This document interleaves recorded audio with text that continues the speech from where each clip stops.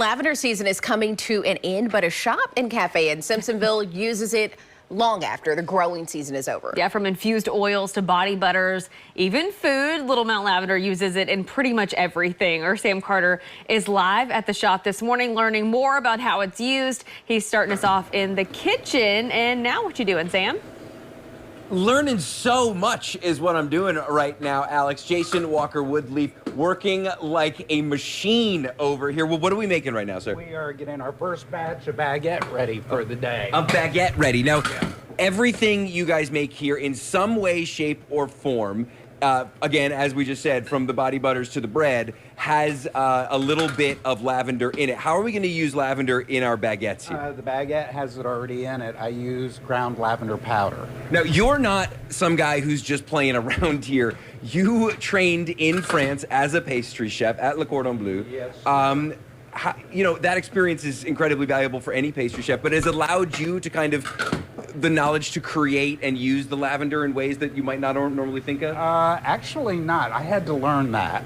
Herbes de Provence is one of the oldest herbs out there, which includes lavender, but not until we decided to do this project did I realize the versatility of it and what it could actually be used in across the board. That's so incredible. Guys, we got a ton of stuff baking in the oven right now. They take the quality of their food very, very seriously here. And with that in mind, Jason Walker Woodleaf, we give way to just regular Jason Woodleaf here. Now, we showed this a little bit earlier. This is a piece of really delicious looking baklava. And you say it's not a forkable dish necessarily. Tell people about this, because it's insane. I mean, you could fork it if you wanted to. It's kind of funny. It's like when people ask for a cream puff and they want a fork. It ends up coming back this, it's fun to watch though. So it's hundreds of layers of phyllo dough. So when you try to fork, it's kind of hard. Little knife maybe, but the easiest way is to pick it up and just enjoy it. We're gonna pick it up and enjoy it. Just wash my hands, just so we all know. Listen. It's like eating an apple. That is so good. All the layers that's built in there. How much butter goes into one kind of whole pan of this? Okay, so it's good butter. The butter's good for you. Butter is good for you.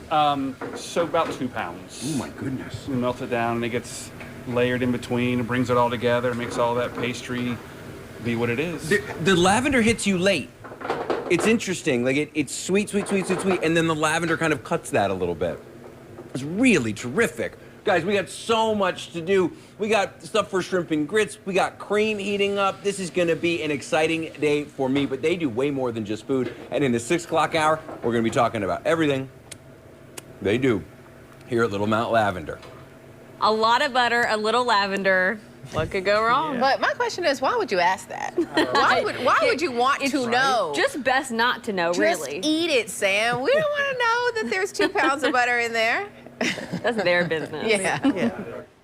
Per batch. Per batch, yeah. A lot of pastry. Anyway, let's talk a little